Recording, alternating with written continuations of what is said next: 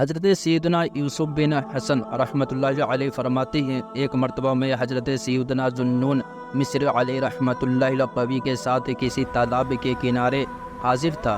اچانک ہماری نظر ایک بہت بڑے بچھو پر پڑی۔ اتنے میں ایک بڑا سا میڈک تالاب سے نکل پڑا۔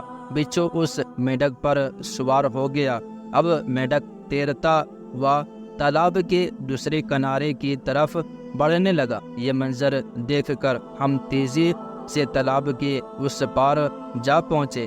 کنارے پر پہنچ کر میڈک نے بچھو کو اتار دیا۔ بچھو تیزی سے ایک سمت چل دیا۔ ہم بھی اس کے تعاقب میں یعنی پیچھے پیچھے روانہ ہوئے۔ کچھ دور جا کر ہم نے ایک لرزہ خیز منظر دیکھا۔ ایک نوجوان نشے کی حالت میں بے ہوش پڑا تھا۔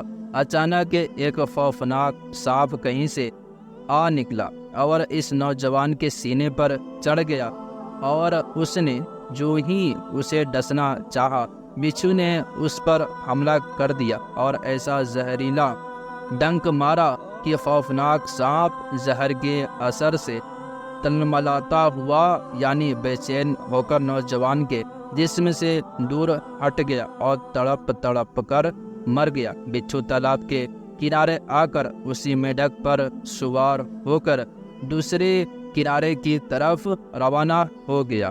وہ نوجوان بھی ابھی تک نشے میں بے ہوش پڑا تھا۔ حضرت سیدنا ذوالنون مصری علیہ رحمۃ اللہ قوی نے اس کو ہلایا جلایا تو اس نے آنکھیں کھول دی۔ آپ نے فرمایا، اے نوجوان، دیکھ خدائے رحمان عز و جل نے کس طرح تیری جان بچائی ہے، اور میڈک سوار بچھو اور خوفناک سانپ کی انوکھی داستان سنائی اور مرا ہوا سانپ دکھایا۔ نوجوان خوف غفلت سے جاگ اٹھا، توبہ کی اور اپنے پیارے پیارے پروردگار عز و جل کی دربار کرم بار میں عرض گزار ہوا، اے خدائے رحمان عز و جل، جب اپنے بندگان نافرمان کے ساتھ تیرے فضل و احسان کی یہ شان ہے تو اپنے تابع فرمان بندوں پر برانے رحمت کا کیا عالم ہوگا۔ راوی فرماتے ہیں، اس کے بعد وہ نوجوان ایک جانب چل دیا تو میں نے پوچھا کہاں کا ارادہ ہے؟ کہنے لگا، انشاءاللہ عز و جل اب میں دنیا کی رنگینیوں سے دور رہتے ہوئے جنگلوں میں اپنے رب رحمت عز و جل کی عبادت کیا کروں گا۔ میٹھے میٹھے اسلامی بھائیوں، دیکھا آپ نے میڈک سوار بچھو نے کس طرح نشے میں دھوت شرابی نوجوان کو اللہ رب العزت عز و جل کی رحمت سے خوفناک سانپ کی مصیبت سے بچایا۔ یقیناً رب رحمت عز و جل کی حکمت کو سمجھنے سے ہم قاصر ہیں۔